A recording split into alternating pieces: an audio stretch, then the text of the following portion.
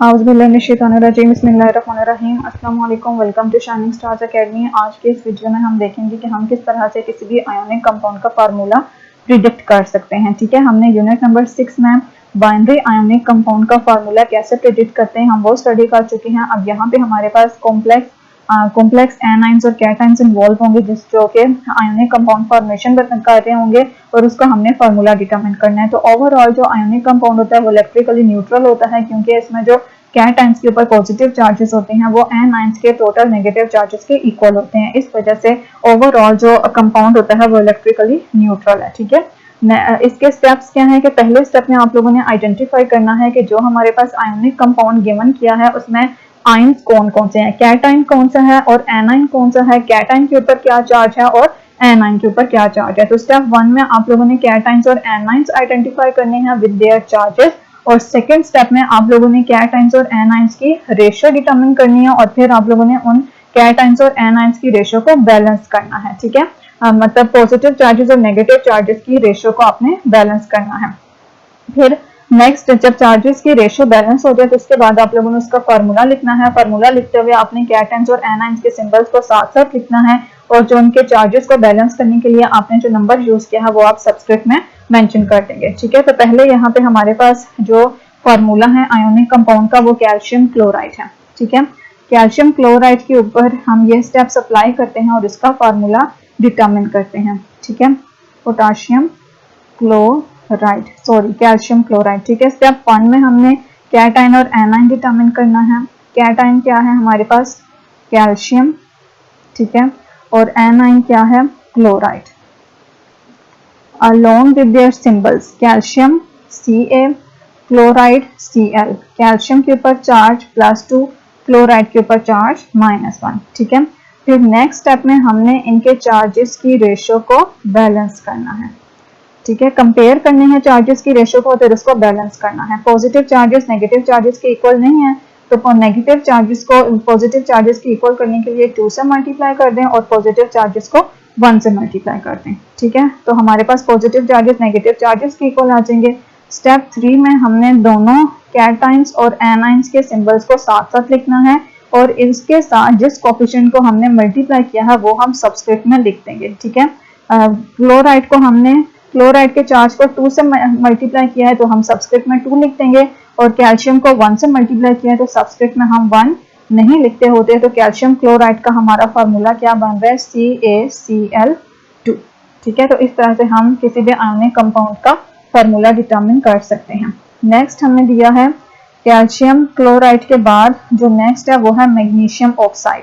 Magnesium oxide का अगर हम देखें मैग्नीशियम ऑक्साइड, अब इसमें हमें कैटाइंस हमारे पास क्या है मैग्नीशियम और ऑक्साइड हमारे पास एनाइन है। कैटाइन के ऊपर चार्ज -2, ऑक्साइड के ऊपर चार्ज कैटाइन के ऊपर +2 और ऑक्साइड के ऊपर -2। चार्जेस की रेशियो को हमने कंपेयर करना है। ठीक है, दो पॉजिटिव चार्जेस नेगेटिव चार्जेस के इक्वल है, इट मींस कि हमें मल्टीप्लाई करने की जरूरत नहीं है। कैटाइंस और एनाइंस के सिंबल को साथ साथ लिखें तो यही इसका फार्मूला बन जाएगा। यहाँ में कोई भी सबस्क्रिप्ट ऐड करने की जरूरत नहीं है। ठीक है, क्योंकि इसको भी हमने 1 से मल्टीप्लाई किया है, इसको भी 1 से, तो सबस्क्रिप्ट में 1 मेंशन करने की जरूरत नहीं है। तो ये मैग्नीशियम ऑक्साइड का फार्मूला बन जाता है। नेक्स्ट हमारे पास है एल्यूमिनियम सल्फेट। एल्यूमिनियम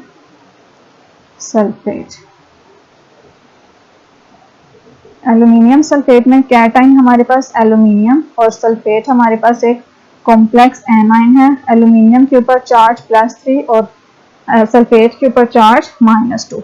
रेशियोज को चार्जेस को कंपेयर करना है। ठीक है, इस प्लस चार्जेस 3 और नेगेटिव चार्जेस 2, इट मींस कि दोनों को क्रॉस मल्टीप्लाई कर दें, इसको 3 से और इसको 2 से। ठीक है, तो यहाँ पे +6 हो जाएंगे और इधर कितने हो जाएंगे -6।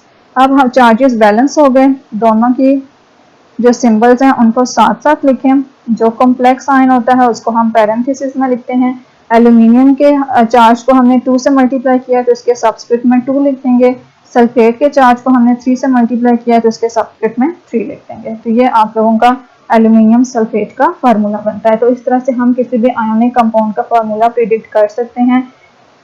नेक्स्ट हमारे पास है कि उन्होंने हमें बोला है जब हमारे पास कोई ऐसे कंपाउंड्स आ जाएं जो वेरिएबल ऑक्सीडेशन स्टेट शो करते हैं, जैसे जो ट्रांजिशन एलिमेंट्स हैं वो more than one oxidation state show करते हैं, तो उनकी ऑक्सीडेशन स्टेट्स को हम किस में मेंशन करते हैं, रोमन न्यूमरल्स में मेंशन करते हैं। ठीक है, the elements that can show variable oxidation states we use numeral to indicate the oxidation state of these elements। हम इसके लिए रोमन न्यूमरल्स यूज करते हैं इनके ऑक्सीडेशन स्टेट्स को इंडिकेट करने के लिए, और इनके ऑक्सीडेशन स्टेट में रोमन न्यूमरल हम पैरेंथेसिस में यूज करते हैं। ट्रांजिशन मेटल कंपाउंड जो है वो वेरिएबल ऑक्सीडेशन स्टेट शो करते हैं, जैसा कि हमारे पास है कॉपर सल्फेट। ठीक है, हमारे पास कौन सा कंपाउंड है, कॉपर सल्फेट। अब इसमें हमें पहले हम इसका फार्मूला प्रिडिक्ट करेंगे। ठीक है, फॉर कॉपर का फॉर Cu, सल्फेट क्या है, SO4। ठीक है, अब कॉपर की ऑक्सीडेशन स्टेट क्या होती है, +2, और सल्फेट की ऑक्सीडेशन स्टेट क्या होती है, -2।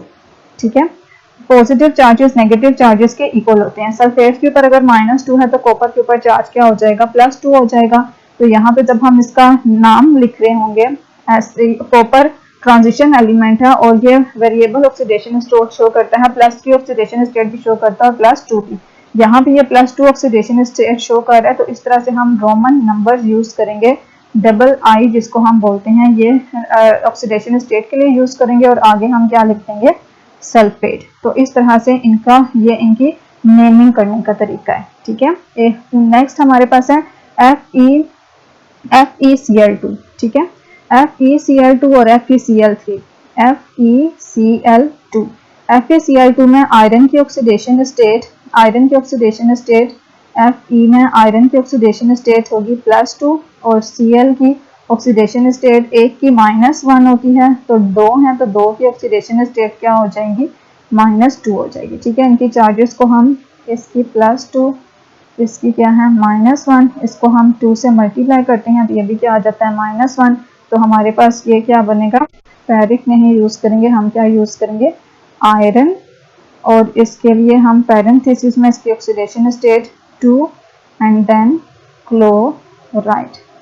ठीक है, इसी तरह अगर हम FeCl3 यूज कर रहे हैं तो इसकी चार्ज -1 × 3 और इसका क्या हो जाएगा, +3।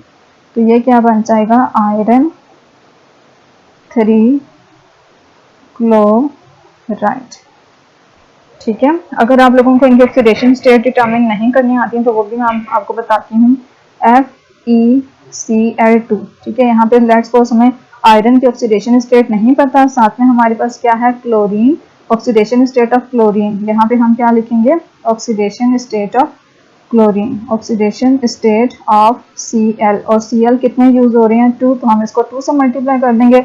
ओवरऑल ऑक्सीडेशन स्टेट 0, तो X is equal to, chlorine की -1 ऑक्सीडेशन स्टेट होती है, तो X -2 is equal to 0, X is equal to +2। तो इट मीन्स आयरन की ऑक्सीडेशन स्टेट FeCl2 में क्या होगी, +2। ठीक है, इसी तरह FeCl3 में अगर हम देखें, FeCl3 तो आयरन की ऑक्सीडेशन स्टेट फाइंड करनी है। ऑक्सीडेशन स्टेट ऑफ Cl कितनी है, 3 is equal to 0, X 3 -1 is equal to 0, ये -3 इज इक्वल टू 0, तो X इज इक्वल टू +3। इस तरह से आयरन की ऑक्सीडेशन स्टेट आ जाएगी। ठीक है, उम्मीद करती हूँ वीडियो आप लोगों के लिए हेल्पफुल होगी। अगर हेल्पफुल है तो please like, share and subscribe जरूर कीजिएगा। दुआ में याद रखिएगा। अल्लाह हाफ़िज़।